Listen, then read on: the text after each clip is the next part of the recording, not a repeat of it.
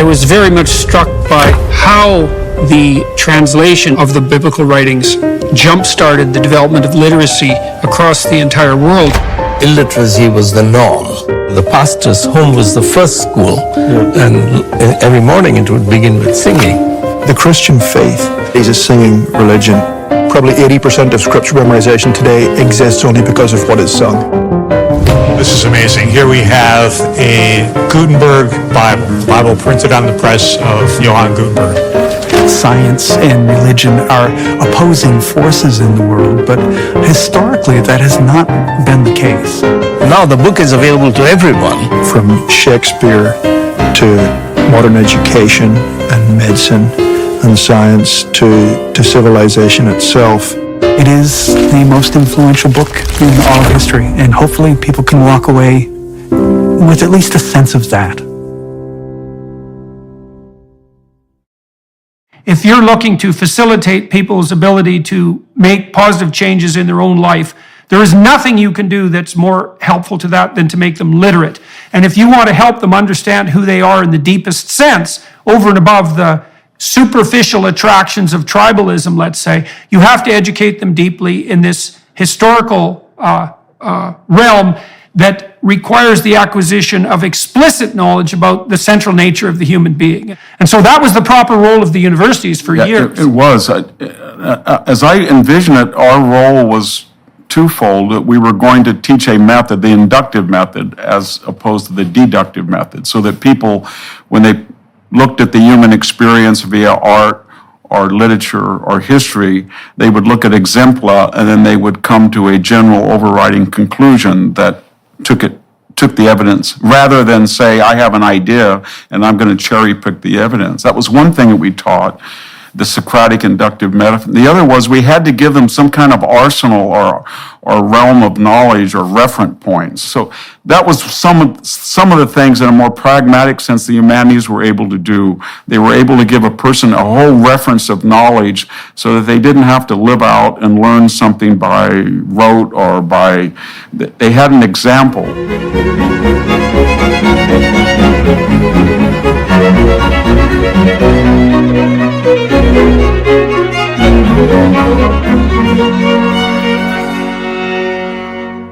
Hello, everyone. I have a guest today that I've wanted to talk to for a long time, Dr. Victor Davis Hanson. He is the Martin and Illy Anderson Senior Fellow at the Hoover Institution. With his focus in the classics and military history, he's an accomplished academic professor and author. He's taught at Stanford, Hillsdale College, the U.S. Naval Academy, and Pepperdine University.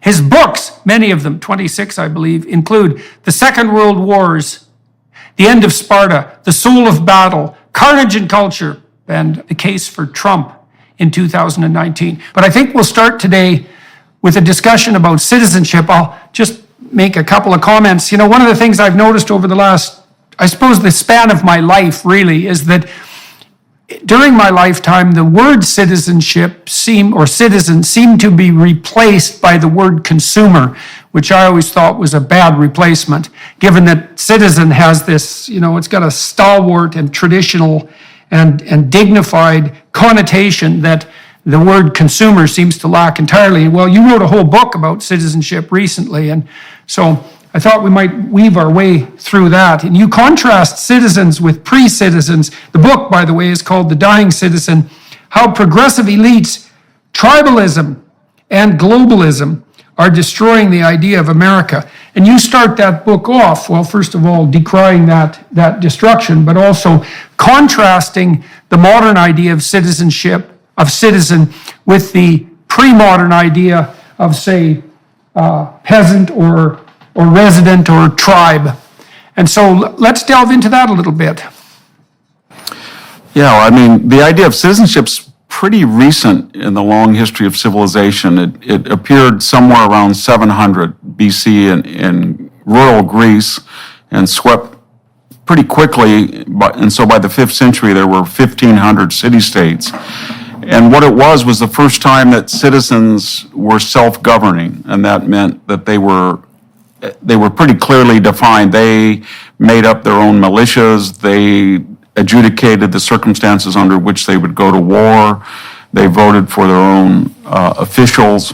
And more importantly, they had property rights. They could pass on property. I think that was the catalyst for citizenship, the right of inheritance, that the state couldn't expropriate or own property from the individual.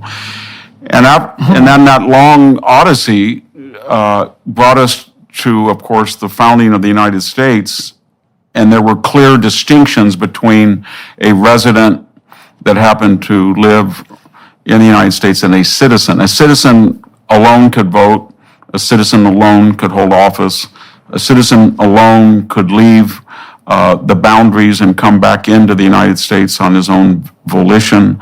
A citizen alone was eligible for federal services or in most states, and a citizen served in the military. I don't think any of those still apply, those distinctions between a resident and a citizen, with the exception of holding office, and that's under assault. I know here in California, people who are not just non-citizens, but here illegally can vote, say, in a Berkeley school board election. And now there's efforts to make sure that people can run for office who are not citizens. Non-citizens serve in the military. Non-citizens actually can go across the border with greater facility than you or I could probably. And so we are a nation, we've never had this before, of 50 million people in the United States that were born in a foreign country of different statuses. Some are legal residents, some are illegal residents, some are citizens.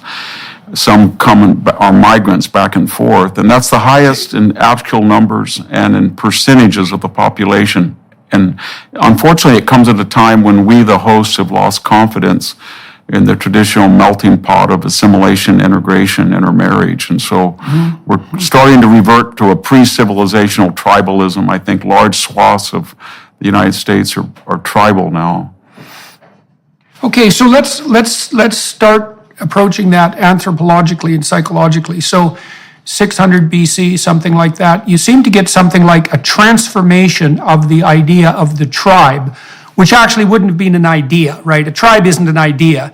A tribe is a natural offshoot of our primate heritage. That's a good way of thinking about it. And a tribe would have been something like an extended kin group, and that was bound together by our primate social biology, somewhat akin to a chimpanzee troop or maybe a bonobo troop. And then as we became more capable of abstract formalization, that idea of, or that reality of tribal membership got transmuted into something that actually had statable properties. And that would be the idea of a citizen. And so you get a layer of abstraction on top of that that starts to lay out technically and explicitly what it means to be the member of a group. And then along with that, you get a set of rights and responsibilities that are associated with that group, but also the possibility of both expanded and limited membership that's also formalized. And so, as the Greeks did with so many things, they took something that was part and parcel of our biological proclivity, so that proclivity for kinship and tribalism, and turned it into an explicit philosophical notion. And out of that, I suppose, developed both the idea of intrinsic human rights and human responsibilities. And that was all tied up in the notion of citizenship.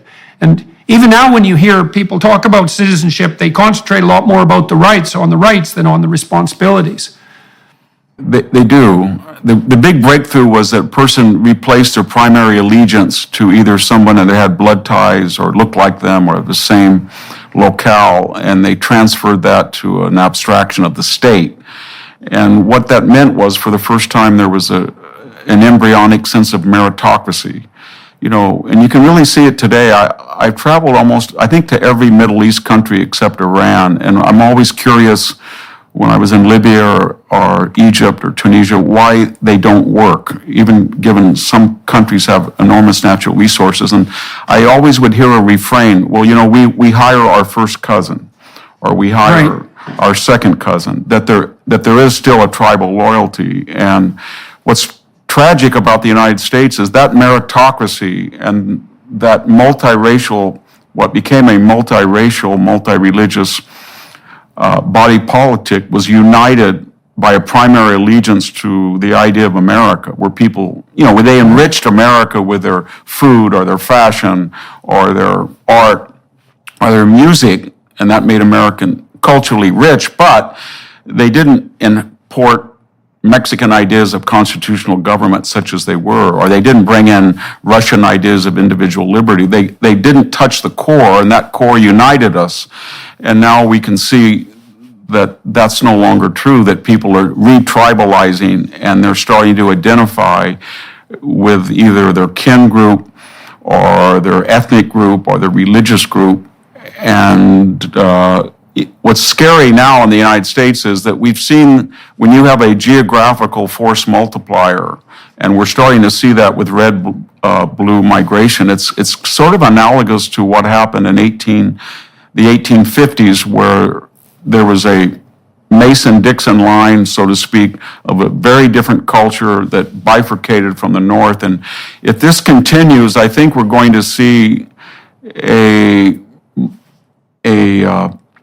sort of a traditionalist America that claims that it follows the founding principles in red states of limited government, less regulation, small taxation, and the idea of a citizen giving up their primary allegiance to the state, versus the blue state model, California, Illinois, New York, in which a number of identity politics groups or special interest groups all lobby for influence. And you can see what happens in the LA City Council hot mic scene, where all of these Latino council people got caught on a hot mic, where they were explicitly defining the new idea of a citizen, and that was that their primary identity group was at war with people from Oaxaca, it was at war with blacks, it was at war with gays, and they were angry because of their representation was not demographically proportional to their numbers in the population, so they said. And I think that was a future for the country, and it's what's going on in California in the present. The current administration's New Year's goals are to tax, spend, and turn a blind eye to inflation. If this is at odds with your goals, if you're tired of the government playing games with your savings and your retirement plans, then you need to get in touch with the experts at Birch Gold today.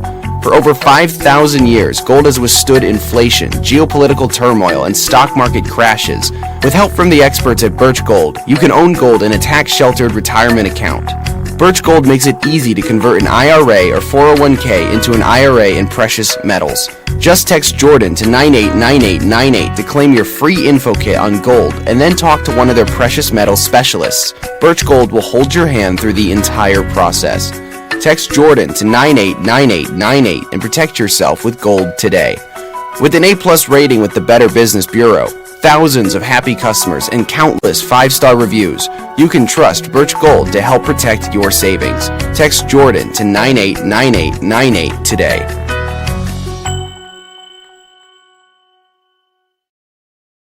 Yeah, so you worry about what you might describe as a reversion to this more implicit tribalism that's predicated on, well, it'd be predicated on religious identity or skin color or linguistic identity, or perhaps shared philosophical identity, although that would be rarer, and that's the counterposition to this more abstracted notion of citizenship. So let's delve into that for a minute, because I think we could lay forth the proposition that unless there's a higher order principle that unites people either psychologically or socially, then they're disunited. And if they're disunited, they're anxious and confused and aimless and conflict-laden. Like the natural state of human beings in the absence of a unifying principle isn't peace, it's war. And so then we might ask, is there a unifying transcendent principle that's valid, that isn't just another narrative? Because the postmodern critique is that all unifying narratives are, what would you call it, expressions of arbitrary power and domination. And I don't really think that's true. I don't think that's true of Western societies. And the reason I think that's technically untrue is because there's an idea in Western society that I think is fundamentally, well, it's logos-based, it's partly Greek and it's partly Judeo-Christian, that the individual is the proper level of analysis in some real sense, and that the individual has intrinsic worth and dignity. But there's more to it than that, is that it's necessary for the for that intrinsic dignity and worth of the individual to be recognized and set apart by law in some sense, honored by law, because the individual has something to offer to the group. And that's the uniqueness of their being, let's say, and that if you allow people to be free or encourage their freedom, then they can trade that uniqueness with everyone else in freely, and that in that trade is to be found both peace and, let's say, and abundance. And I think that principle isn't merely another narrative. I think that is the predicate both of peace and of economic well-being. And so, but I think it conservatives is. and, okay, I think let you comment on all that. Or another way of putting it is the United States was based on an idea of equality of opportunity, that because we're not born equal or we have different life experiences or we inherit or don't inherit or we're healthy or we're long-lived or not, we don't try to even that out in terms of economic recompense. We just let people follow their own trajectories, and then we have other methods to appeal to their magnanimity. So the philanthropic, the religious, the humanism. We have all these ways that if people do better than other people, we allow them to be creative and to try to give back to the society, or at least use their talents, even if it's profit-minded, to build a better bridge or a dam, rather than the alternate, which is a strain in Western civilization. It starts actually. The socialist impulse starts with the Greeks. There is a strain of that with the Pythagoreans. But the other idea, and that's what we're, I think, fighting now, is the woke equality of result, that we're going to appoint some Platonic guardians and give them untold power. And in their infinite wisdom, they're going to do two things. They're going to force people to be equal, what they call equity, and they're never going to be subject to the consequences of their own ideology because they need special exemptions given their enormous responsibilities and their talent. And so what we see now is this bi-coastal elite in the United States is starting to mandate behaviors and principles and issues and policies that they themselves would never follow and would have no intention of following. And it's based on that every single person has an innate right to be the same as another person. Or as Aristotle said, once a man in democracy, and he feared this, feels that he's equal in voting with another man, then he feels, by extension, he should be equal in all other aspects of his life. And that was the philosophical worry about democracy, that it always evolved to a more radical form of equality. I think we're now at the end stage where almost everybody feels they have a grievance against the state, and therefore they're entitled to compensatory or reparatory money or land. Here in California, when we were discussing reparations, suddenly people were bidding in the Oakland City Council and suggesting that they were owed $800,000. And they had a grievance, apparently, even though they were 6 generations away from slavery and maybe 4 from, they were in the 4th generation of the civil rights movement. They had grievances against people who had never had slaves, and California, for example, had never been a slave state. But it was that mentality, and a lot of people warned us about this. Tocqueville said, the problem that we would face in the United States is that most people innately would rather be poor and equal than all better off, but some more better off than others. And he felt that if that would be a very dangerous development. I think we're pretty much there now. Yeah, well, that's, I suppose, to some degree, why there's an injunction against covetousness in the Ten Commandments. That you're not supposed to covet or envy your neighbor's donkey or his wife or his house. And Yeah. I mean, part of the reason for that is that if no one can have anything more than anyone else, then no one can have anything at all. And that's generally been the state of humanity for the longest reaches of human history. It looks very much like if we're going to allow a rising tide to raise all boats, we have to allow some people to rise faster than others in multiple dimensions. And so And I don't see any way out of that, and certainly not the case that these hypothetically egalitarian systems of governance like communism ever produced anything that had less of a Pareto distribution or an unequal distribution than capitalist societies. I mean, everyone was much poorer, but the rich were still much richer than everyone else. And there's also something in there, you talked about identity, and I've watched this happen on the, what would you call it, inevitable consequences of pathological thought front. So the leftists who were pushing for equality of outcome insisted that if there were differences in socioeconomic outcome that you could identify by group, then that was a prior evidence of systemic oppression, let's say. But they fell astray of a certain peculiarity with regards to group identity, which is that group identity is actually infinitely fragmentable. And so out of the initial identity political theorists, you got the intersectionalists who made the case that, well, you were oppressed, let's say if you were Latino, and you were oppressed if you were female, but the joint interaction between Latino and female made you even more especially oppressed, and then you could add gay to that or whatever other. And what you see happening on multiple fronts in consequence is that the litany of potential ethnic groups increases, the number of them, and then the number of interactions increases, and that increases exponentially as you add more identity categories. And what that essentially means is that the problem of computing equity starts to become technically impossible, because every single person's identity is so complex on the intersectional front that there isn't even a hypothetical way of deciding whether any given socioeconomic outcome is equitable.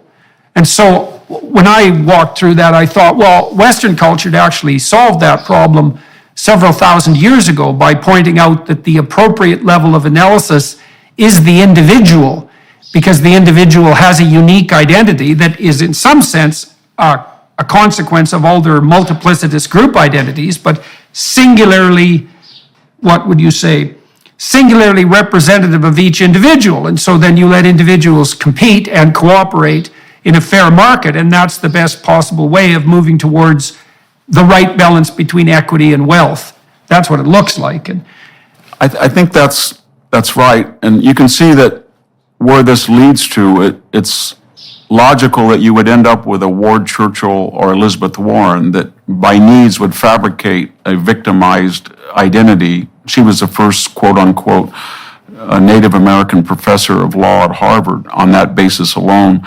And then on the other realm, when you start to replace class interest or economic status with race, then the left really hit on something. I think it was really Barack Obama in between 2009 and 2016.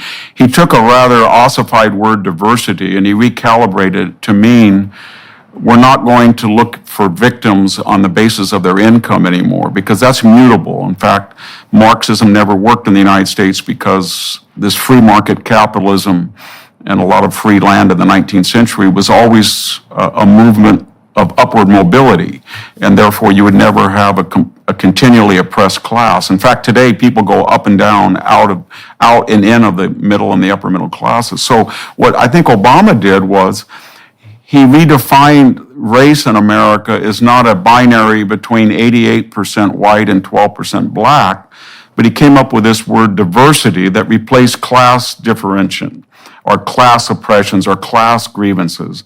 And he said it's 30% of the population we're going to call them non-white and therefore they're diverse. And then where we ended up, it was this ridiculous situation where, to take a caricature, you have Meghan Markle, the Duchess, who is half black, lamenting to Oprah Winfrey, who is a multi-billionaire, about their shared grievances as being non-whites, or LeBron James complaining. And so that was a very brilliant thing the left did, because once they made race the arbiter of oppression and being the oppressed and the victimized, then class didn't matter anymore. And now we have this elite who says that they're not white in a particular percentage, and all of a sudden we don't really care about the circumstances of their home, their car, their wealth, their income. It doesn't matter anymore. They're going to be perpetual victims on the basis that they are diverse.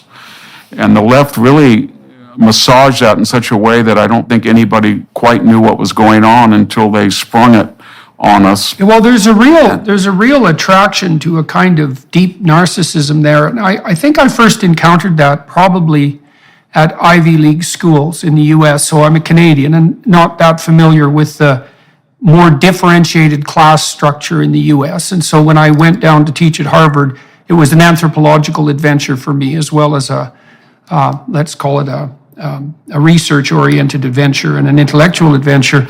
And I didn't understand as much as I do now what dynamic the Ivy League schools played in the US in terms of ensuring upward mobility. And I knew at Harvard, I believe it was, when I was there in the 90s, the estimate was that 40% of Harvard undergraduates would be billionaires by the age of 40. And that was 30 years ago, and so that was quite a substantial amount of money then. And the whole point is that if you got into an Ivy League school, as soon as you got in, you were basically a member of the 1%. Now, you might have been a junior member, but you were definitely a member. And I thought that was perfectly fine because the Ivy Leagues did a damn fine job of merit-based selection. Now, it wasn't perfect. There were legacy students, for example, and there was a bit of play in the system there, but fundamentally, Harvard and the other Ivy Leagues had transformed themselves from old boys clubs in the 1960s into highly elite intellectual institutions by the 1990s. But then what I saw too, and this was so interesting, was that being junior members of the 1%, with almost certain hallmark of long-term success as a consequence of Ivy League admission, wasn't enough for many students and their idiot professors.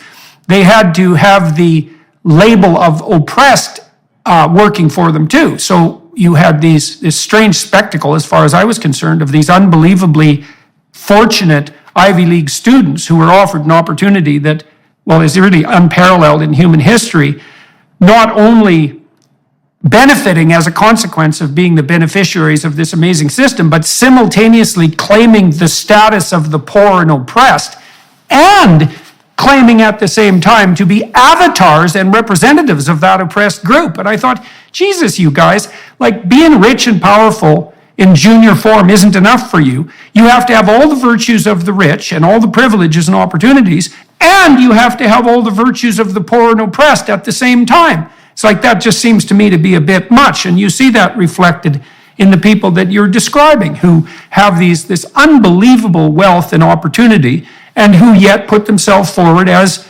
canonical victims of an oppressive system. I think we're going to see in our lifetime, though, the end of the Ivy League, Stanford, Berkeley cattle brand as a mark of entree into the 1%. And by that, we're no longer into when we had proportional representation at admissions and hiring, that was sort of the modus operandi until George Floyd. So 12% of the student bodies were African American, even if they had, on an average, 200 points less than Asian students on the SAT, or we had about 65% white. Asians were, of course, treated like Jews in the 1930s. They were discriminated against, so their numbers would only be about 20%, where otherwise they would have been 40%, and Latinos were about 12%. But after George Floyd, we went into a radical compensatory or repertory admission. So Stanford, where I work, just announced their new class profile. It's 23% white, and out of that, 54% are women. So, and you have about 12% white males, and the SAT to accommodate that became optional rather than mandatory. But here was what was interesting about some of the statistics. They would not allow anybody to have information about how many students that were admitted this year actually took the optional SAT. They wouldn't release that. But they did, for some reason, release the fact, and I think they were proud of it, that of those very rare students, I think it's 0.1 or something, who get a perfect score, which is almost impossible to do on the SAT, in math and in the analysis and, of course, in English and composition. they rejected 70% of them.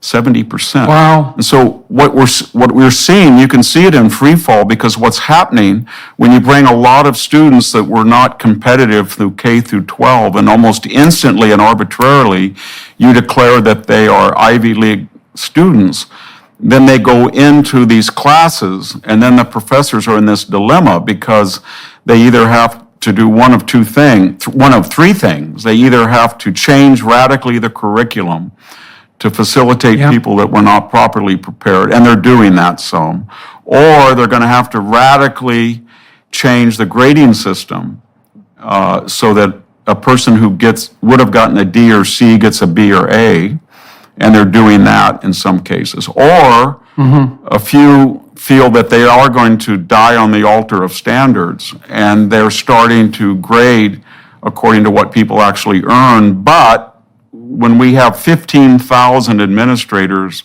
or administrative staff and 16,000 students, you can see that we've got kind of a commissar system, and many of these are these new diversity, equity, inclusion czars.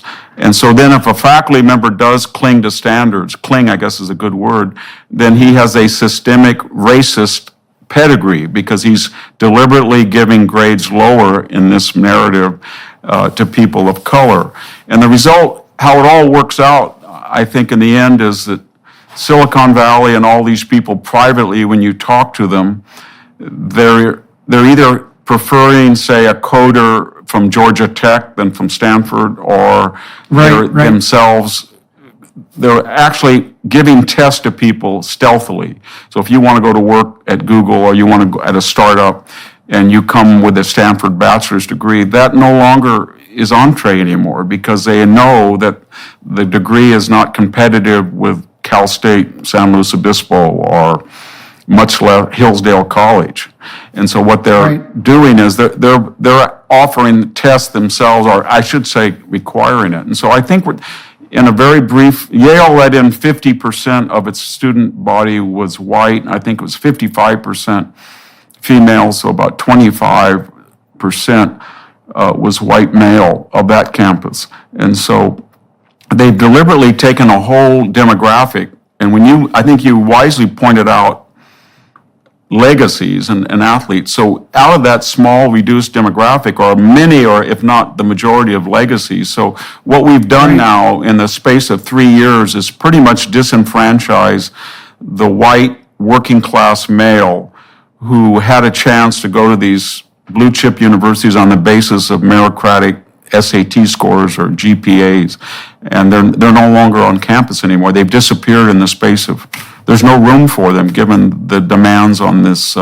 identity profile.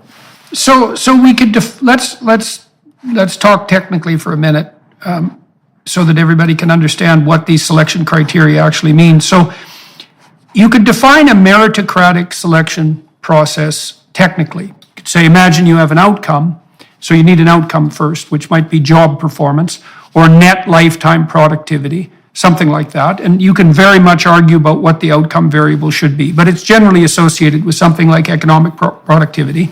And having made that measure, so that might be income, it might be number of people you employ in your lifetime, might be number of businesses that you generate, might be number of creative enterprises that you engage in. There's a variety of different measures of, say, lifetime productive and creative output. And then you could say that you use a meritocratic selection process if you use a statistical procedure that has been linked to that outcome measure. And so you might say, for example, are there things we can measure that predict lifetime creative or productive capacity? And the answer is, well, yes, we actually know what they are. So one of them is general cognitive ability, which is often assessed with IQ tests or SATs or MCATs or GREs, standardized tests. And the other is personality, with a secondary, what would you say, contributor of interest. And so people who are productive have high general cognitive ability, which can be assessed quite rapidly. They tend to be conscientious, which is a personality trait, and that makes them good managers and administrators, or they tend to be high in openness, and that makes them creative entrepreneurs. And It also helps to some degree to be somewhat free of negative emotion. And those are basically the category of predictors. On the interest front, you have interest in people versus interest in things. And the interest in things types tend to be more frequently male, and they tend to pursue the science, technology, engineering, and mathematics streams. And so we actually know how to select people on the basis of merit. We do general cognitive ability testing and personality and interest, and you can provide a very economically valuable service to each individual and to the state at large by selecting according to those criteria, because you then select people who can benefit most radically from being put with their peers and from education. And the data on this are crystal clear. Now, the alternative, I've talked to people like Adrian Wooldridge about this, and you touch on it as well in your book on citizenship. You might say, well, what's the alternative to meritocracy? And Wooldridge's hypothesis was that in the absence of a technical meritocracy, you reverted to dynasty, so it's aristocratic transmission of status, or nepotism, which you talked about already in relationship to kinship. And so as soon as you abandon the merit principle, you open up the grounds, in all likelihood, to all sorts of corrupt admission processes. And so the universities are going to be wrestling with that. They already are, because one of the ways they discriminate against Asians, which is everyone's loss, right, to not maximize our exploitation of the productive and competent Asians, let's say, the way they discriminate against them is by deeming certain stereotypical Asian personality traits as not appropriate on the personality front. And they do that to gerrymander the admission criteria on the basis of race. And I think they've even, in the last 2 years, evolved beyond that. The old complaint against them was in this triad of the admissions profile, standardized test scores, GPA, and what they call community service or personality, whatever you want to talk about. It was amorphous. So they would go after Asian students with that, and they'd say, well, they're robotic or they're one-dimensional. Okay. But now they've gotten rid of all standardized tests, and they don't even they don't need to do that anymore. So basically, they've upped they have the Asian admissions between 20 and 25 on the principle that they're about 12% of the population. They won't sue if they're 20 to 25, and they can exclude them any way they want now because there is no SAT. And what the next horizon is, as you saw at I think in Cornell right now, there's a big movement to abolish grades. And at the new school, in New York, everybody wants to have an A, an automatic A at the new school. And we're going to see that because what's happening on these Ivy Leagues very rapidly, it's almost amazing at kind of the speed of light, that graduation and admission are now synonymous. In other words, once you're admitted, and that was true to some extent in the past, we're kind of reverting back to this, what you mentioned, the old boy gentleman C Ivy League of the 40s or 19th century. And now we're saying, if you get into Harvard or Yale or Stanford and you can't do the work, you have a right to graduate. It doesn't matter. And we will make the necessary adjustments. You have to get something for your $300,000 in tuition. And so why not go? So you can think about it this way. You can think about it biologically. Like, I tend to think that, it's a funny metaphor, but I tend to think of whale carcass. And here's why. So it takes a whale a long time to build up a whole whale body. And then if it washes up on the beach, there's plenty for everyone to eat for a while. And so you see this happening in all sorts of big organizations, is that they build a brand, and the Ivy Leagues definitely built a brand in the US, and that brand has tremendous value. For a long time, because the Ivy League admission standards were so high, you could be virtually certain that if you hired a graduate, they were going to be statistically likely to be top performers. And that was all a consequence of the admissions, the stringency of admissions policy. Very little a consequence of the quality of education, by the way. It was almost all, and all the business schools know this too. They know perfectly well that a huge proportion of the value they offer prospective employers is a 99th percentile score on the MCAT at admission for their MBA students. They bloody well know that. I've talked to dozens of them. And so for a long time, because the Ivies were so meritocratic, they could justify what they were charging, and they could justify their stringent selection because there was an immense demand for their graduates, especially on the financial industries front, right? Most of the kids that I taught at Harvard, strangely enough, went off to pursue careers in finance, which I thought was kind of a shame, because Harvard wasn't producing many scientists, for example, but whatever. Their cognitive capacity and their work ethic were highly valued by potential employers. Well, so now you have a pool there that's basically a brand, right? And it's value for the taking. And so because the Ivies have generated this reputation of high quality, that can be exploited. And what's happening right now is a huge invasion of parasitical exploiters. And a huge proportion of those are the administrators. You said, what, there's 15,000 administrators at Stanford for 16,000 students? Yes. That's hilarious. Yes. That's hilarious. It is. There's no way that can last, man. So No, it's very similar to the Russian army in its disastrous year in 1940, latter part of 41, when they had so many commissars that were overseeing military operations that had no intrinsic worth other than to impede and supposedly make sure that everybody was a proper Marxist-Leninist, that the German army almost got to Moscow. And then, of course, Stalin stopped it. In extremis, he said, you know what, we're going to start getting people like Konev and Zhukov and go back to a merit system.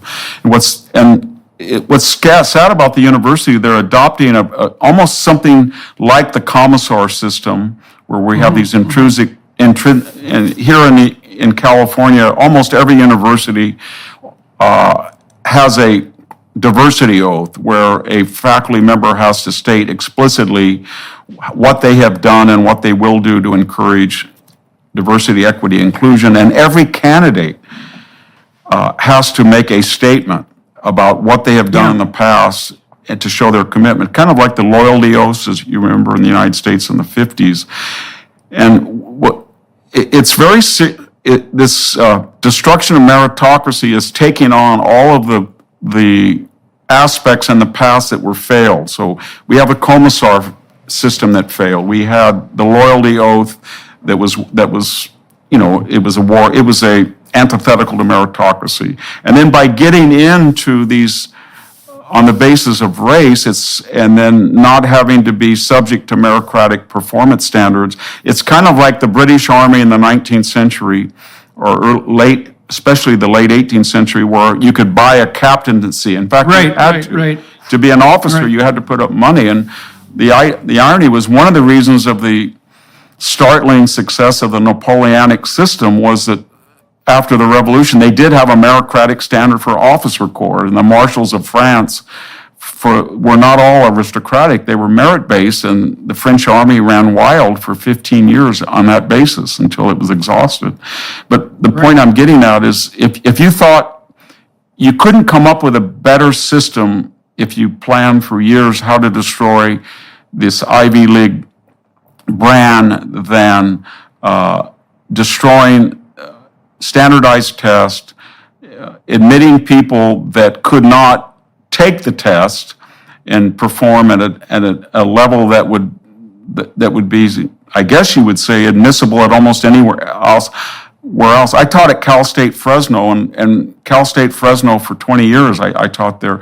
Those standards at that time that I was there the admission standards are more rigorous than the Ivy League now. Everybody had to take the SAT. You don't have to do that anymore. And we never had people, it was politically correct, but we never had people looking over our shoulder. We never had students that would report us for untoward language or unwoke language, or we never had a dean call us up and said, you're late on your diversity statement.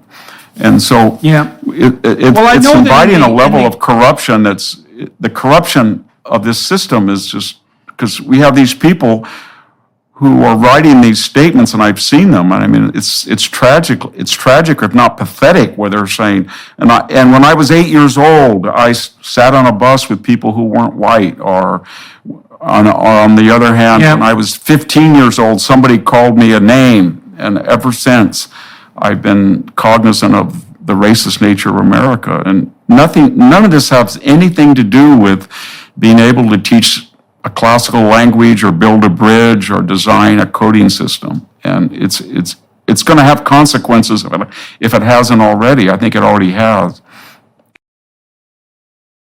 We'll be back in one moment. First, we wanted to give you a sneak peek at Jordan's new series, Exodus.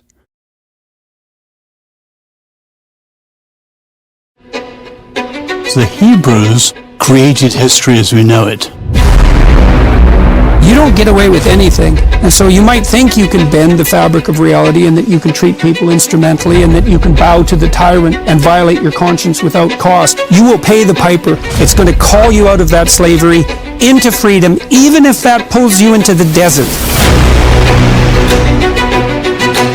And we're going to see that there's something else going on here that is far more cosmic and deeper than what you can imagine. The highest ethical spirit to which we're beholden is presented precisely as that spirit that allies itself with the cause of freedom against tyranny. And yes, there exactly. Is that I want villains to get punished. But do you want the villains to learn before they have to pay the ultimate price? That's such a Christian question.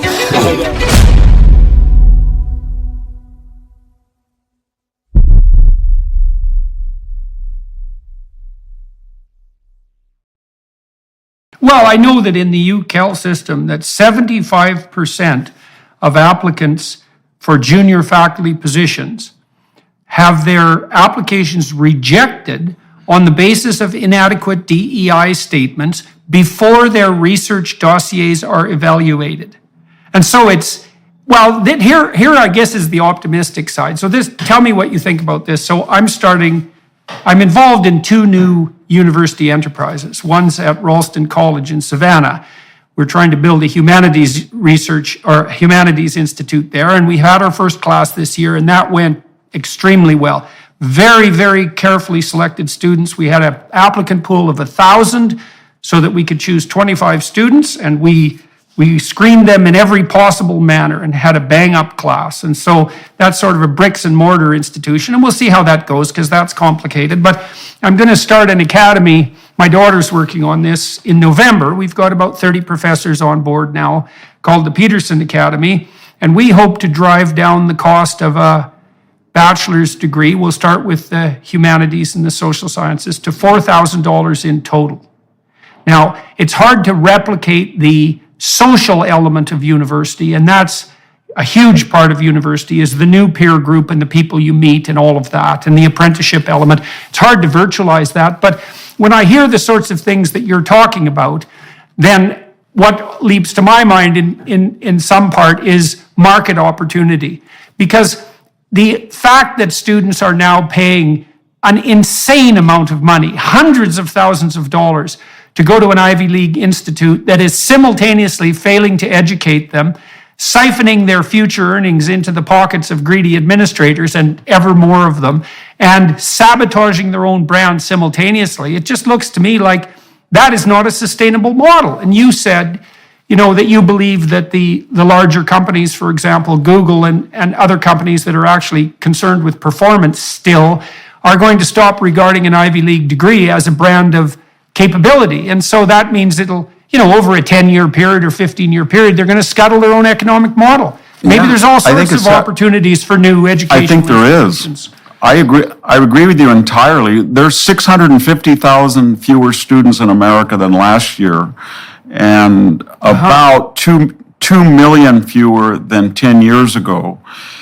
And they say it's demographic, but it's not demographic because the country increases by about 2 million people per year. And what's happening is, especially I think with the Zoom phenomenon during the COVID lockdowns, we're getting people like what you and I are doing or what your podcast or the Prager University that offers an alternative for autodidacts and people who want continuing education. And then we're getting a big, much greater emphasis on vocational education is when the lockdown happened, we weren't saved by sociology majors that were, take 6 units over 8 years with, $60,000 in student loans. We needed skilled carpenters and plumbers and electricians and roofers, and they pay, in real dollars, they're making more than ever. So we're getting a larger group of people who say, I don't want to be encumbered by these student loans, and I'm going to have a vocational. And then, as you say, the third alternative are these schools. A college like Hillsdale traditionally had about 1,000 students.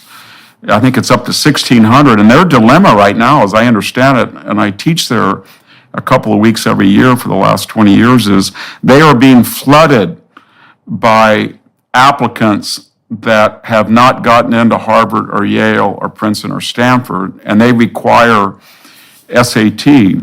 They had already sort of been, in terms of academic rigor or admissions rigor, comparable to Oberlin or Williams or Amherst, but now they've got a real dilemma because they have this traditionalist, I think quite deservedly so, this idea that they teach the whole person. So if you go to Hillsdale College, you learn how to shoot and study the Second Amendment. And lift weights. You lift weights, absolutely. It's 100% 360-degree, 24/7 citizenship idea. But when you bring all of these people in that are now looking at a Hillsdale because it is meritocratic and because it has high standards, but many of them are not in any way conservative. And so what do you do if you're Hillsdale when I think they have interviewing them, and you mentioned it, that's why I thought it was fascinating that you're interviewing their applicants. They're interviewing 95% of the people that are applying, and they have to now.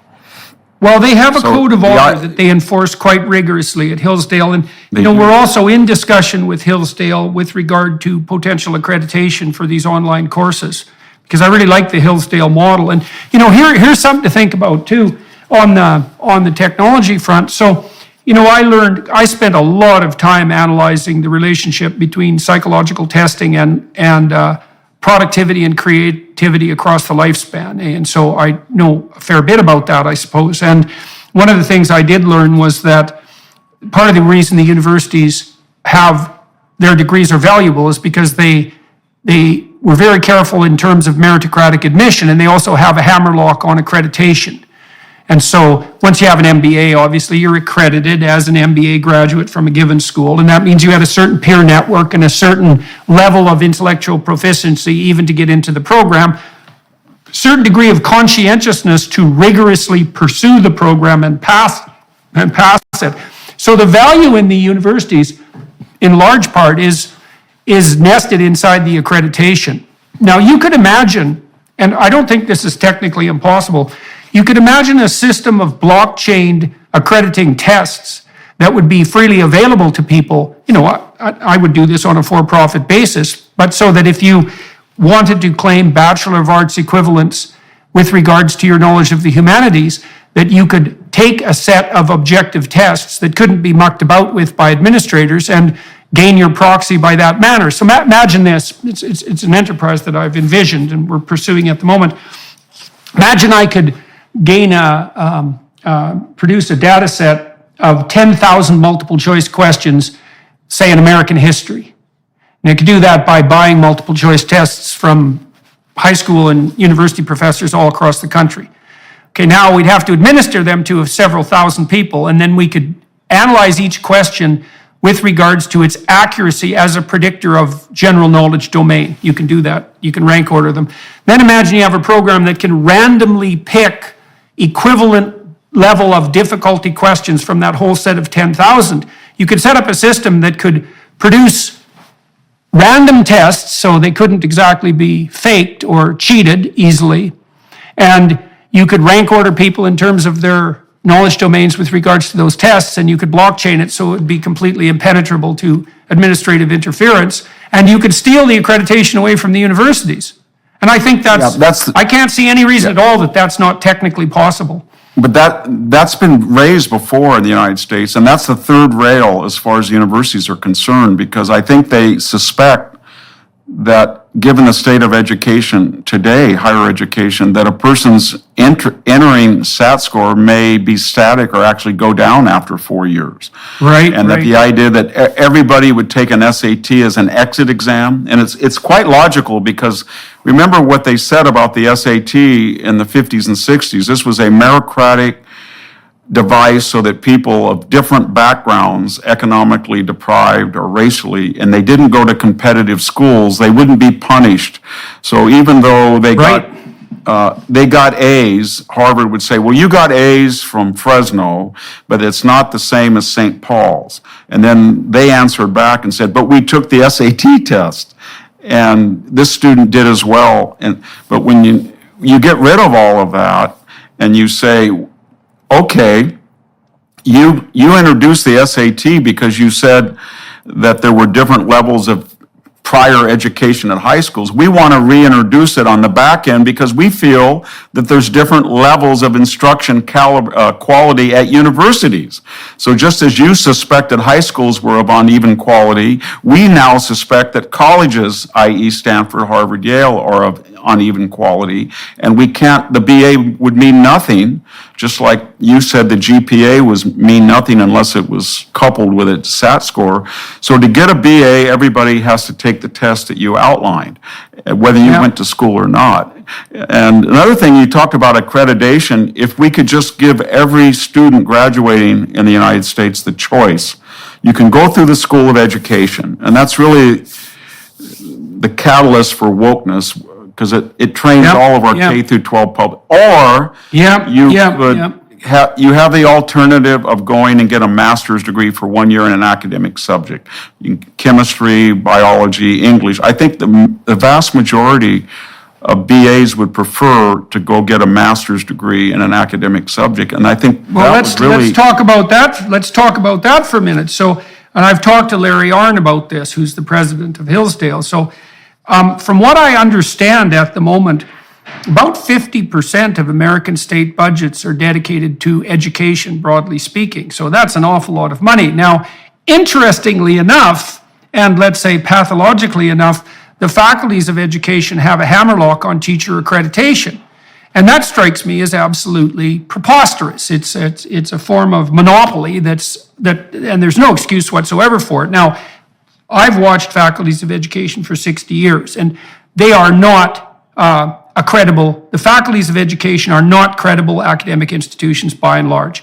They have been responsible for some of the worst frauds ever perpetrated on the buying public. So whole word reading is a good example of that. The whole bloody self-esteem movement, which was a complete catastrophe.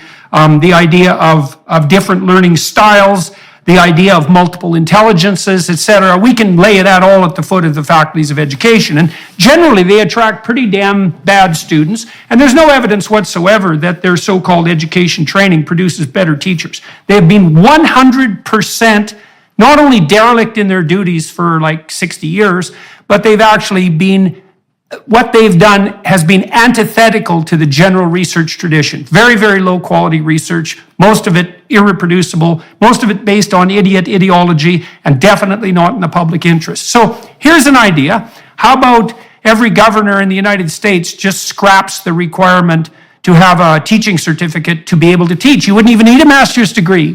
You could say, we will open up the teaching profession to anybody who graduated in the top 20% of their class. And then, poof, you don't have faculties of education anymore, and you don't have these institutions. Like, if you think about the idea of the long march through the institutions, the place where that's being focused most intently and with most efficiency with regards to the propagation of woke ideology is definitely through the faculties of education. And the only reason they have a single cent of dollar value is because they have a monopolistic hammerlock on teacher certification.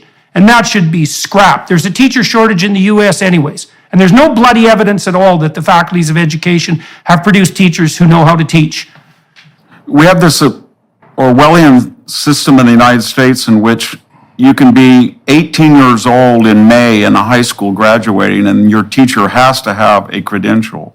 And then over the summer, you will enroll for the fall in a community college, supposedly at a higher level of instruction.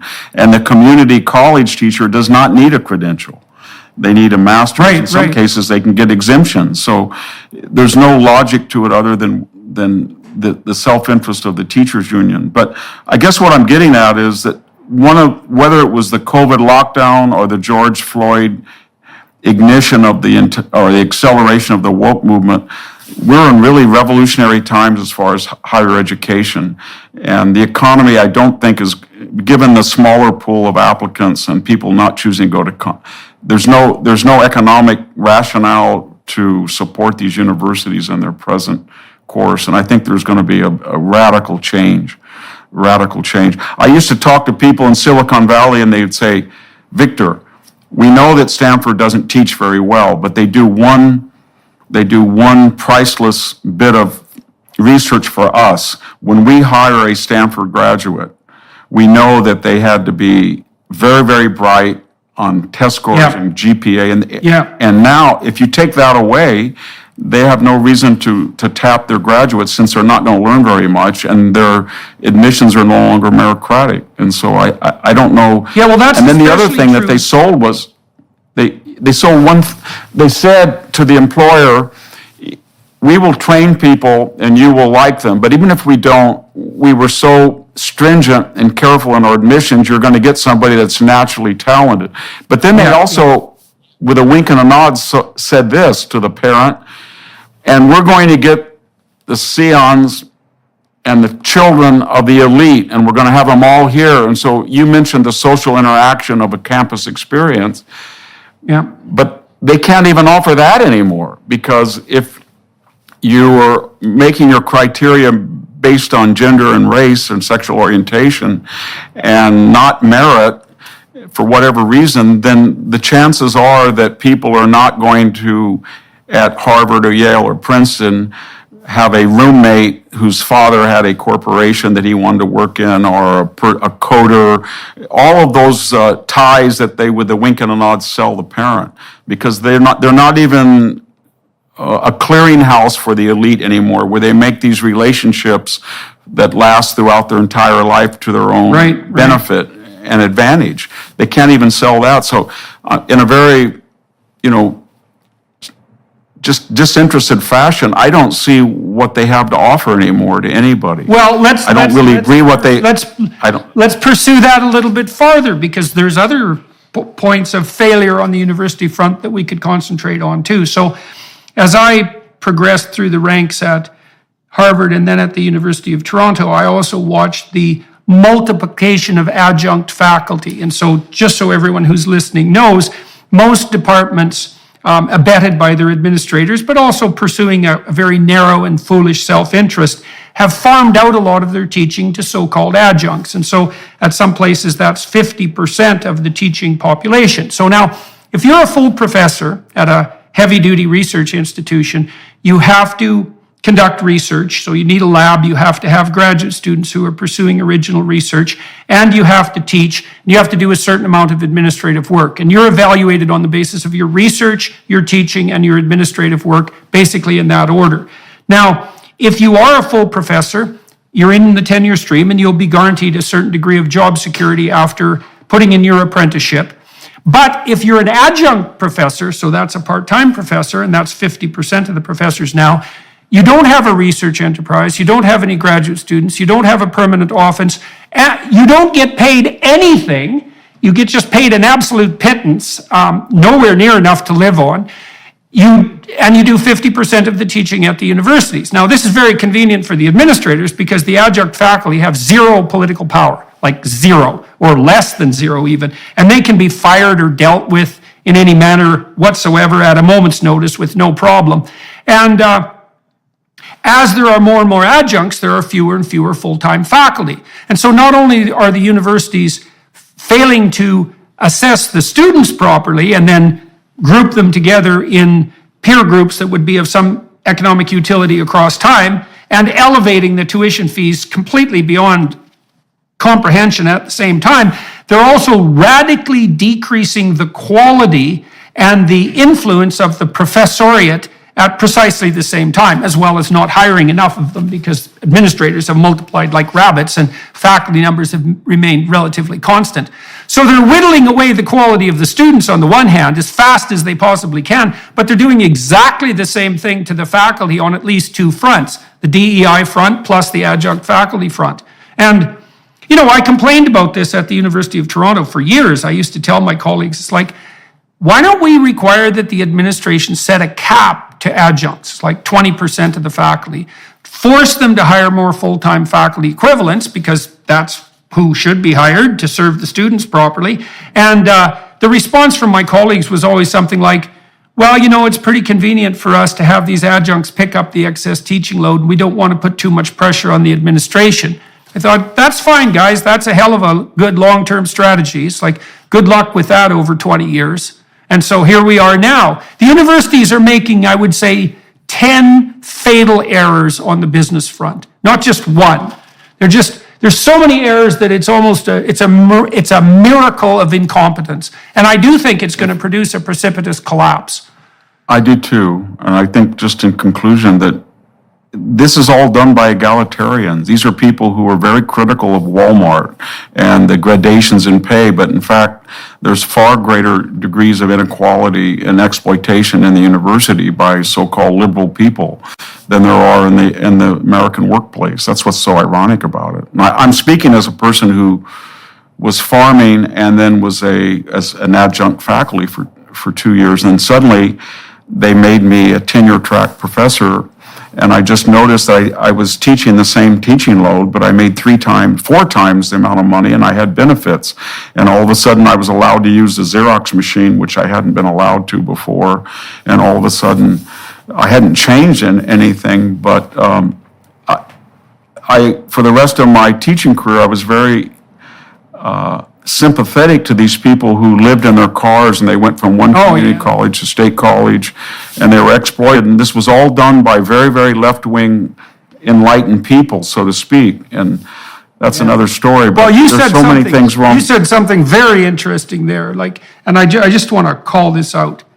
So you just said that after you were promoted from like peasant adjunct professor living in your car, so to speak, to reasonable tenure stream faculty member, you got to use the photocopying machine. So this is the level of petty tyranny that these people, what would you say, encounter in the university system. You're an adjunct faculty, you're so far down the bloody social totem pole that it's almost incomprehensible. And for someone to implement a rule like, just imagine the mindset that it requires to implement a rule which is, well, our adjunct faculty are of so little use that it's perfectly reasonable for the administrators to forbid them from using the photocopier. Because you know how often people just do that for fun. They wouldn't be photocopying like handouts for their students or anything like that. They'd just be sitting in there, I don't know what, playing with the photocopy machine, which is exactly what adjuncts do if you don't supervise them 100% of the time.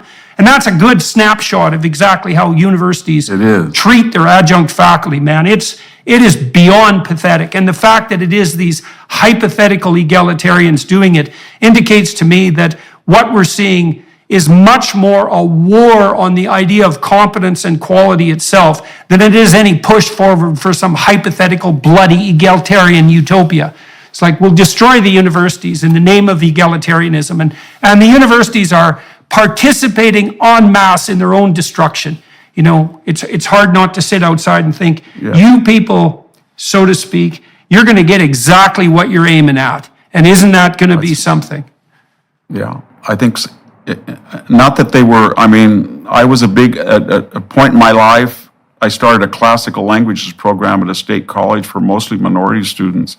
And I felt that it gave an enormous advantage to people who had been disadvantaged to master languages, archaeology, history, literature. But that was a different era. And I can't see that the university is a positive force in society anymore. It's pathological. Almost every bad idea that is reified in the United States has its origins in the university, whether it's critical legal theory or critical race theory or critical penal theory or you name it. It came from university. I was watching a clip of a smash and grab in San Francisco. It was on YouTube. Yeah. And I remember a conversation I had with a professor 20 years ago when he was trying to explain critical legal theory, and he said, you know what, we're going to change the legal system because the only reason it's against the law to take a candy bar out of a store is because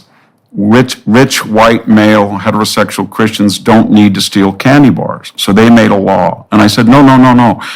Theft is innate to the human species as pathological. You can't have a civilization with theft of any sort.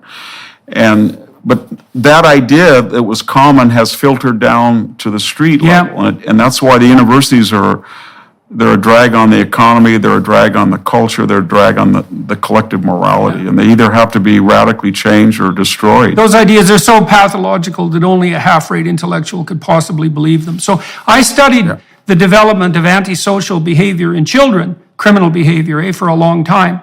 And so one of the things we found, so antisocial behavior is extremely stable. And once it's manifest, say, it's very, very difficult to do anything about it, to ameliorate it. There's virtually no evidence on the psychological front of any successful programs in relationship to the amelioration of antisocial personality. And so my research team, I didn't run it, but it was a research team I was associated with at McGill and at the University of Montreal, kept pushing back into childhood development to find the origins of antisocial behavior, because you see childhood conduct disorder in children as a precursor to adult criminality. And we could push it back, we being the broader research community, to 2 years of age. So at 2 years of age, there's a subset of children, they're almost all male, about 5% of males, who are temperamentally quite predatory in their aggression. And so they kick, hit, bite, and steal. And if you group kids together in age-matched groups, the most violent offenders are 2 years old. And the violent 2-year-olds are a subset of the 2-year-olds. And so you see that kind of in adult life, because about 1% of the criminals are responsible for 65% of the crimes, typical Pareto distribution.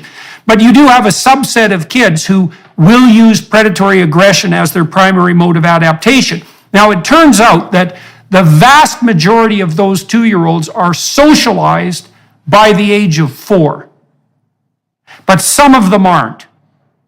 And the ones that aren't get rejected by their peers, because who the hell wants to play with someone who kicks, hits, bites, and steals, and then maybe also has tantrums if they don't get their way? It doesn't make you popular. It doesn't give you friends. And so what happens to those kids is that they fall farther and farther behind in their social development because they don't get into the peer networks, and they retain their primordial predatory aggression as their central means of adaptation. And so the idea that theft and criminality are a secondary consequence of a pathological social system seems to be, well, I imagine there are cases where that's true, but fundamentally it seems to be flawed, right? There is a proclivity to predatory aggression that's part and parcel of the panoply of human possibility, and most people are socialized out of that. So, the reverse is a kind of bizarre Rousseauianism, right, that proclaims that every single human being is innately good, and it's only the corrupt social system that introduces any pathology into reality at all. And that, and only an idiot French intellectual could believe that, and all their American acolytes. I think what's worrisome about all of what we're talking about is that it's not abstract. It has real consequences that filter down. And by that I mean, it's so ubiquitous. The U.S. military now has lowered physical standards in combat and special forces units to accommodate women that have innately, on average, not in every case, but less physical rigor and strength. And they feel there will be no downside. They have spent about 5 million hours going through the ranks collectively to search out what Mark Milley and Lloyd Alston in their congressional testimonies characterize as white rage and white supremacy and white privilege. And the funny thing about it is they have not met their recruitment standards suddenly. None of the 3 branches, and they haven't met the academies have not met their enrollment targets this year. And the reason probably, and there's no scientific data, but I think most people agree, is that for one reason or another, the military, almost like the British relied on the Gurkhas or the Indian Army relied on Sikhs, you could argue that the U.S. Army relied on rural Americans, mostly white males, and south of the Mason-Dixon line. In fact, if you look at the fatality records in Iraq and Afghanistan, they died at about 75% of all combat deaths were white males,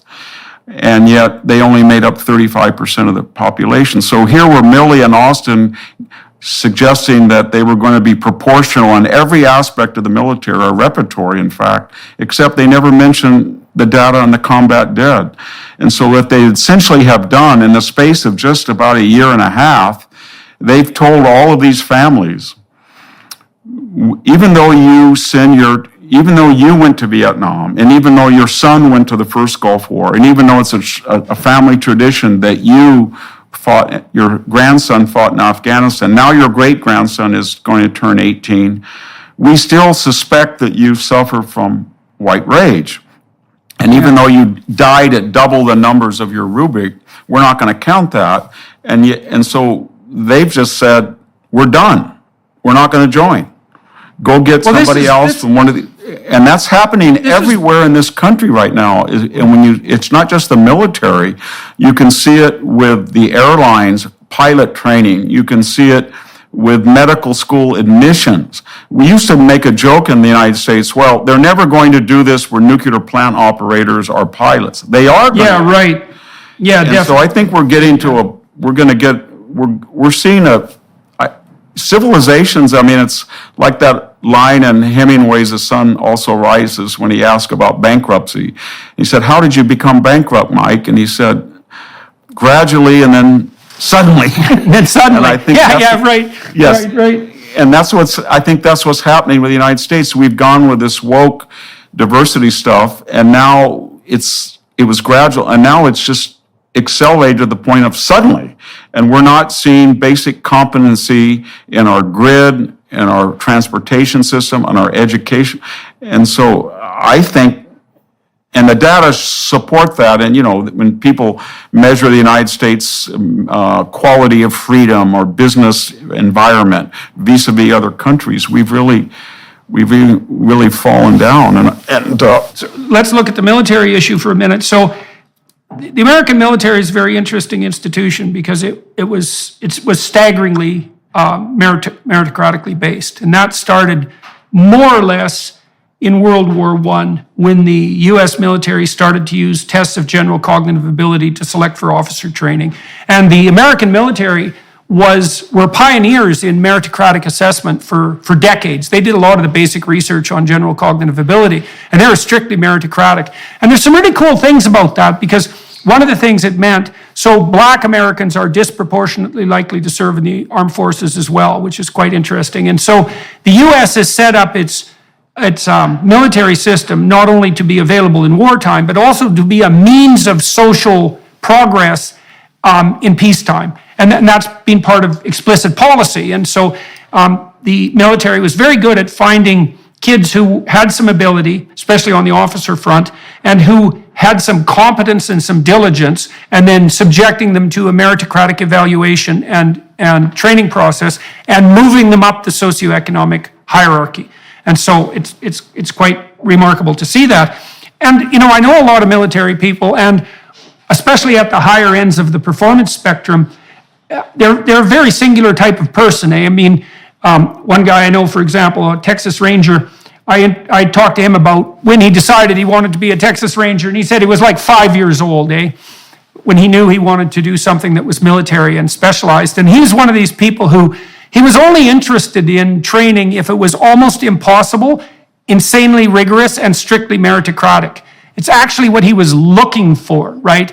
And so one of the problems with producing, let's say, a military apparatus where you dispense with meritocracy is you cease to attract the very people who you absolutely want to attract, right? Who are unbelievably ambitious with regards to stringent attainment. That's especially true for the special forces. And so you can imagine that you just decimate the military by excluding the very people who would be likely to thrive temperamentally and practically. It's a real catastrophe. And so... And you've lost, the Reagan Foundation just did a poll last year, and traditionally 75% of Americans had polled, they had great confidence in the military.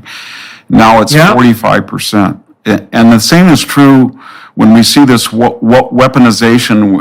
I don't need to get into that big topic of the FBI, the CIA.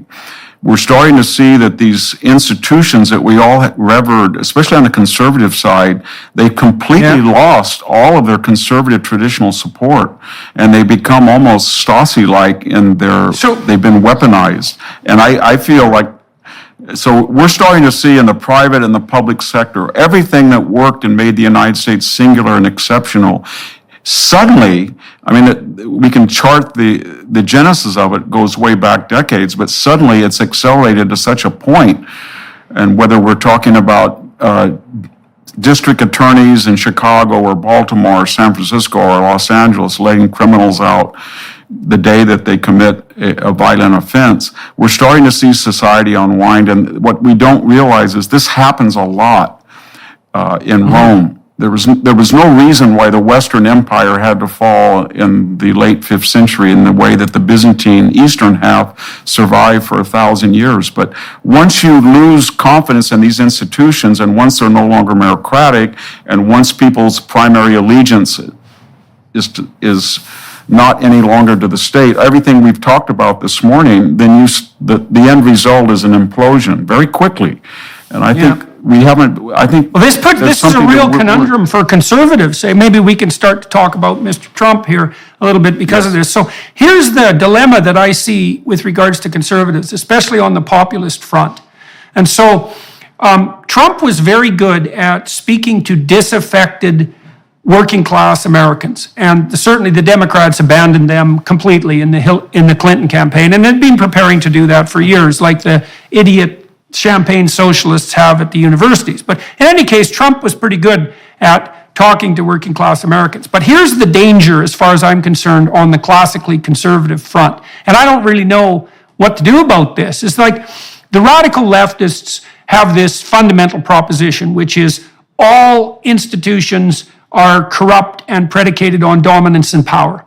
And so that's kind of their leitmotif.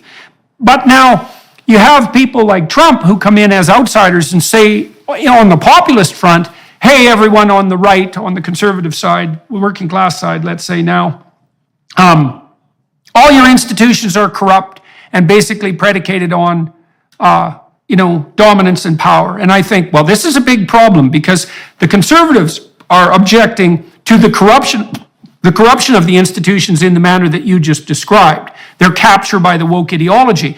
But the underlying message to people is kind of the same, which is our fundamental institutions can no longer be trusted. And the problem with beating that drum on the conservative side, as far as I can tell, is that you add fuel to the fire on the left side.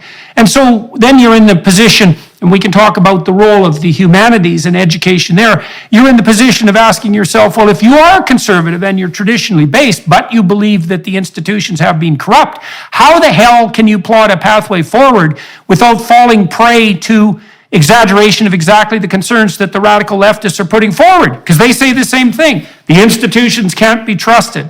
It's like the spirit of the institutions can be trusted. I would maybe differ just in two regards. One is, I think they used to say the institutions can't be trusted, but it was the left that egged on the Russian collusion hoax, the laptop hoax, the Ping and the Alpha Bank hoax.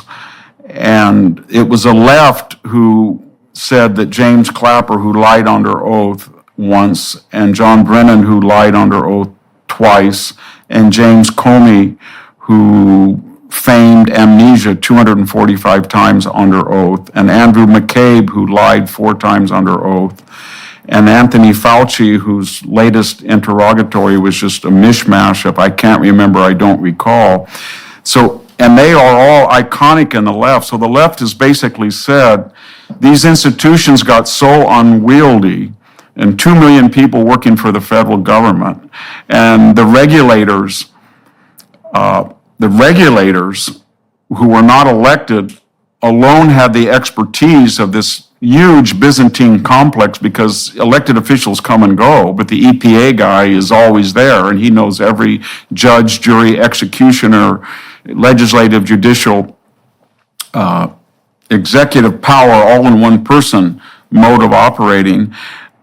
That the conservatives said, we've got to break this up. We've got to take the FBI office and put it in Kansas City. We've got to cut 10% of the workforce. We've got to make sure that HHS, it shouldn't even be in Washington. We've got to get rid of the Department of Energy. I remember Mr. Perry, the Texas governor, said, I'm going to get rid of 3 agencies. Unfortunately, he couldn't remember which ones they were on the debate stage. But that's what conservatives were doing. But the left is saying, well, just as you have lost confidence because they're over-regulatory and they're intrusive and they are anti-constitutional and they go after the individual, we find them now for the first time quite attractive, because in our Davos agenda or our Great Reset agenda, whether it's mandating green energy or mandating equity or mandating vaccinations, we find these institutions suddenly, for the first time in our lives, very, very attractive. And so they've inherited them and adopted them now, and it's uncanny to watch. All right, so it is uncanny to watch it. I mean, one of the most miraculous things I've seen in my lifetime is the insistence by people on the left side of the spectrum that pharmaceutical companies can be trusted. So that's just like, everything is absolutely upside down when that happens. Okay, but you're pulling out something that's very paradoxical, because on the one hand, we've already established the case that this fundamental critique that's emerged from the universities is a critique of institutional reliability, and the basic doctrine is one of power, is that all institutions are predicated on the expression of arbitrary power, and they can't be trusted, especially if you're not in the power elite. But then you say there's a paradoxical side of that, which is that at the same time, the same people, at least with regards to their political and philosophical orientation, are increasingly willing to utilize large-scale social institutions to put forward a given agenda. I suppose maybe the difference there is that the left is perfectly willing to trust large-scale institutions if the institutions operate under the rubric of their ideological theory. Absolutely.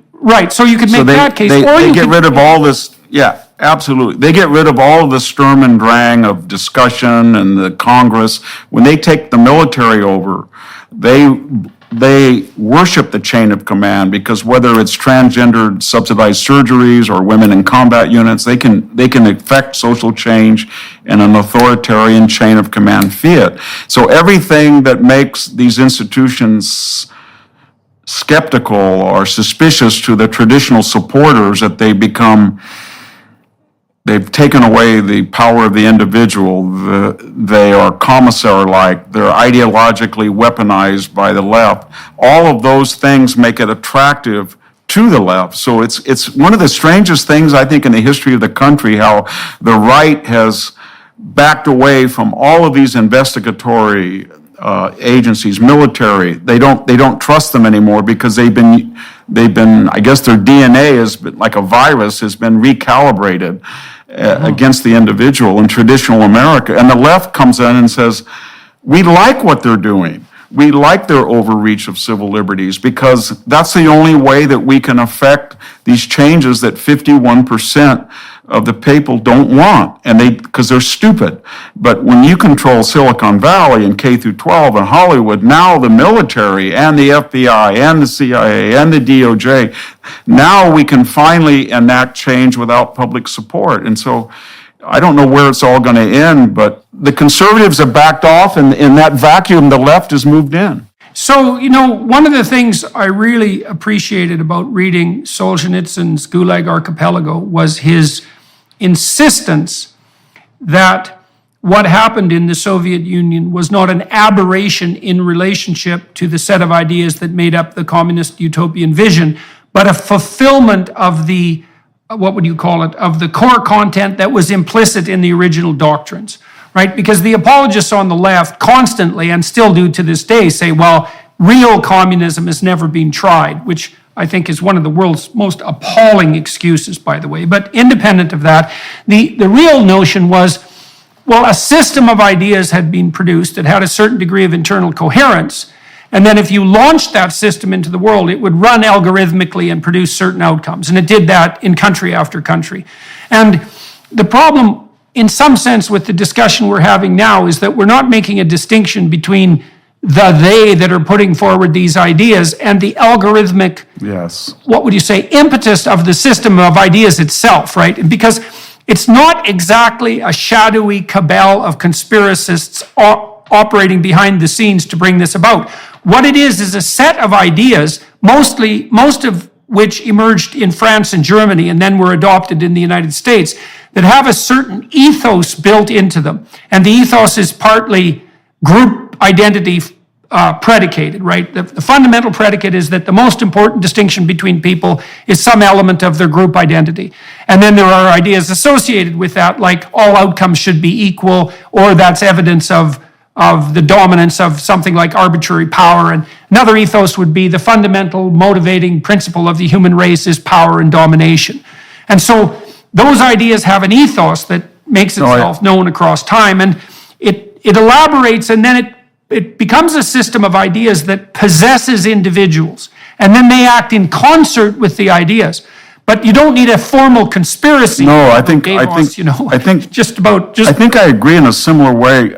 I think what we're witnessing now is the end stage of what was Wilsonian progressivism, elements of the New Deal, the Great Society program, all of which could be justified by the left to address the needs of the day and maybe to rectify some of the rigidity of the American system. But ultimately, it was built into them that eventually it would appear in this latest manifestation, because it always on the horizon there was the idea that we're marching toward radical egalitarianism by fiat, and that requires a level of coercion that's antithetical to a democratic society. It's in Plato's Gorgias, I think Socrates at one point says, well, in Athens, they will not be happy until the dogs and the donkeys can vote. And what he's trying to say is that each element of expanding the franchise, justified as it was, ultimately is going to end into the absurd, because there's always going to be somebody who says that he doesn't have the same franchise as someone else. And I think it's very similar. Well, that's always the case. I think it's built into this mindset or ideology. It's once you threw out the Bourbons, that was justified. And then you had the constitutional republic. Yes, and you can see that was. And then you had Danton. But ultimately, whether you knew it or not, you had a rendezvous with the Jacobins. Just like you had a rendezvous with the Maoists. Right. Just like Kerensky and the Mensheviks had a rendezvous with Bolshevik. It was headed that way until if somebody didn't derail it. And I think that's where we are today. Okay, so this allows us to return to a theme we didn't develop enough, which is part of the purpose of a true humanities education is to transmit the difficult to acquire knowledge that actually allows people to become wise enough to forestall that inevitable deterioration towards an idiot and vengeful egalitarianism. Yes. Right? It takes a lot of training. Now, you said you had taught ancient languages, for example, to minority students, and people listening might think, well, what the hell good is that? And let me make a case for what good that is very briefly, because it's a case for the humanities, and you can comment on that. Well, first of all, there isn't anything you can do to empower people, which is a word I hate, more effectively than to teach them how to be deeply literate and historically knowledgeable. If you're looking to facilitate people's ability to make positive changes in their own life, there is nothing you can do that's more helpful to that than to make them literate. And if you want to help them understand who they are in the deepest sense, over and above the superficial attractions of tribalism, let's say, you have to educate them deeply in this historical realm that requires the acquisition of explicit knowledge about the central nature of the human being. And that would be the distinguished citizen, let's say, someone capable of upholding the responsibilities of a citizen and someone worthy of the rights that are part and parcel of that. And without a deep humanities education, all of that disappears because it has to be transmitted explicitly. And so that was the proper role of the universities for years. It was. As I envision it, our role was twofold. That we were going to teach a method, the inductive method, as opposed to the deductive method, so that people, when they looked at the human experience via art or literature or history, they would look at exempla and then they would come to a general overriding conclusion that took the evidence, rather than say, I have an idea and I'm going to cherry pick the evidence. That was one thing that we taught, the Socratic inductive method. The other was we had to give them some kind of arsenal or realm of knowledge or referent point. So I know I used to Xerox maybe 500 terms, ionic order or non-compos mentis, anything I could give as an architecture. And then everybody made fun of multiply. We had mostly essay tests, but I always thought there was a value in a multi-choice test. And key dates, generals, I would always say to the student, when you leave here, I want you to know how far Sparta is from Athens. I want you to give me 3 reasons quickly why the Mycenaean Empire collapsed. And it was funny because some of our students would sit in on interviews from Ivy League professors, and they would ask these questions. And these professors, I should say ABDs, didn't have any answers for them. They had no practical knowledge. And then one student said to me, well, why are we doing this? And I said, well, it's so that you don't have to repeat every life experience that you have. You're going to learn what is wise and stupid by experience, and often that experience is going to be deleterious to your character, your fortune, but you don't have to fatal. Yeah, you don't have to do that all the time.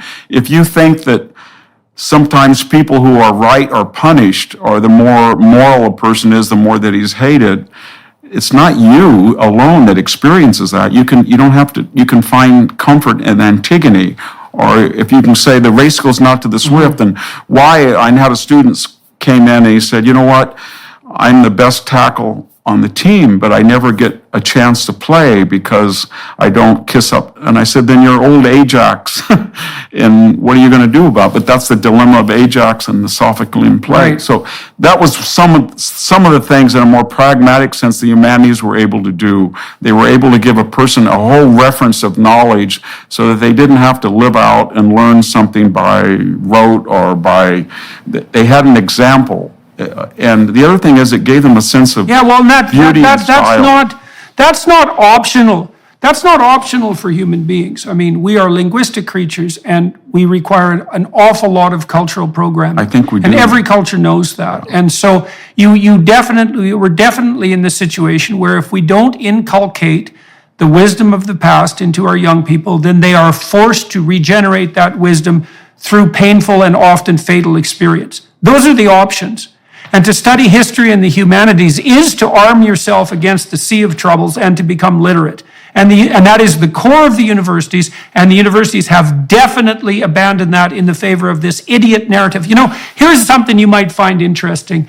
So I did a research study with one of my students just before I was basically, kicked out of the university for being persona non gratis. And we investigated 2 mysteries. The first was there a coherent set of beliefs that you could describe as politically correct? And the way we investigated that was to produce a very large body of political statements, and then to find out the degree to which people agreed with them, and then to analyze them statistically to see if there were patterns of belief. And we found 2 patterns of belief that were obviously commensurate with the notion of a politically correct set of beliefs. And one of them was like a politically correct liberalism, and the other was politically correct authoritarianism. And there's been quite a bit of research on the psychological front with regards to politically correct authoritarianism in recent years. So first of all, there is such a thing as politically correct beliefs, and there's an authoritarian version. But then you might also ask yourself, what predicts whether or not people will believe these theories? You know what the biggest predictor was? This is so horrible. It was low verbal intelligence. It was a bigger predictor than verbal intelligence is a predictor of grades or socioeconomic outcome.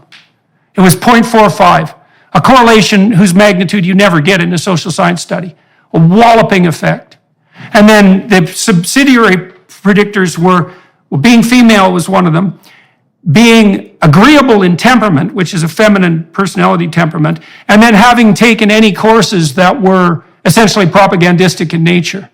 And so part of the reason that people fall for this simplistic set of ideas is because, well, they are simple, and they are very attractive to people who want or require a unidimensional view of the world in light of both of its simplicity, let's say, but also its underlying proclivity also to identify a convenient enemy. I think that's true. I had a student, I mentioned it in the Dying Citizen, but I had a student who once said to me, well, you know, this country is very unfair because Wyoming has one senator, I think at the time it was for 400,000 residents. And California at that time, we were 30 million, now it's 41. But we have to have 15 million people, and we only get one senator.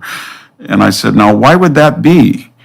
And he said, because the founders were not democratic. I said, yes, but why weren't they fully democratic? And do you have, the House was going to be elected the whole House flips every 2 years. It represents 750,000 people. So it is democratic, but it's balanced by the Senate that flips every 3 years. I mean, 1/3 only flips every 2 years. You have to be older. It represents states. It's America as defined by the individual 50 states, not the people. That's the House.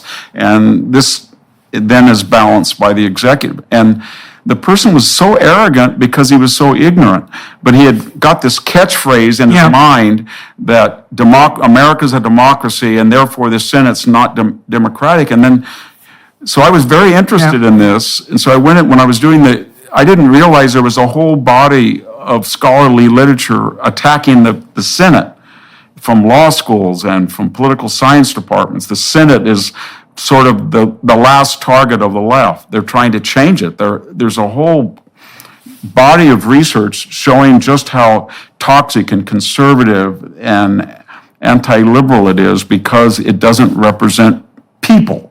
It represents states, and that the representatives in some states, senators in some states, have larger constituencies than Senate and the other, and the Supreme Court has already ruled one man, one vote as it pertains to House districts, and therefore it must rule that the Senate, each senator must be proportionally equal.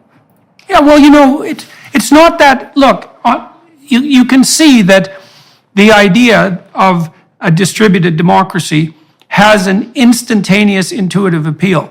It takes a lot of sophisticated thinking before you can understand that there have to be intermediary institutions, right? And part of the purpose of a humanities education was to give people that wisdom. Absolutely. Say, look, the problem with radical democracy is that it can degenerate into rule by the mob, like impulsive rule by the mob. And that's the danger of populism, for example. Of an untrammeled populism. And so you need intermediary institutions. You can kill Socrates in one day. And they have to be set up. Vote to kill Socrates by a majority vote of the court, or you can vote to kill all the Middle-Indians on Monday and then decide the next day you don't want to do it and send a ship after the first trireme because the entire assembly has flipped in 24 hours from being murderous to semi-murderous. And that was what our founders knew, that it was very dangerous, but that knowledge is completely absent in this younger generation because the sources of that transmission in history departments or political science departments or government departments is not there anymore. And it's not there at K through 12. There is no civic education anymore. There's no body of music and art and tradition and literature and poetry that each do their part to make a citizen aware of how unique the system was. And so that's what I find really frightening is this collective amnesia in this generation especially. It took a long time, but this generation is the first that I've been aware of that is completely amnesiac about the past. It hates the past. It feels that history is melodrama. Yeah, those who forget the past are doomed to repeat it. And so that was the role of the university. So look, we've used up our 90 minutes of time here on YouTube. We didn't get to talk about Donald Trump too much, but maybe we'll have an opportunity to do that again in the future. We did cover a fair bit of territory in relationship to the idea of citizenship and the role of the universities. And so I think that was useful and apt. And I do believe that, there are stellar opportunities on the educational front at the moment as the responsibility for proper education is abdicated by the universities. There's an economic opportunity and a conceptual opportunity. And, the U.S. is a pretty damn dynamic place on the entrepreneurial front, and it certainly might be the case that new institutions will arise to fill the void that's left by the universities as they collapse. And it might be that places like Hillsdale are on the forefront of that. We'll see how that happens. Thank you very much for agreeing to talk to me today. And to all of you who are watching and listening on YouTube and associated podcasts, I'm going to talk to Dr. Hanson for another half an hour on the Daily Wire Plus platform. I like to delve into people's biographies to see how their career got its start and how it developed across time. And so we'll delve into that. And it's a pleasure meeting you, sir. And thank you very much for agreeing to talk to me and to everyone else today. And Happy New Year to you. And we'll flip over to the Daily Wire Plus side. Goodbye, everybody who's watching and listening. Hello, everyone. I would encourage you to continue listening to my conversation with my guest on dailywireplus.com.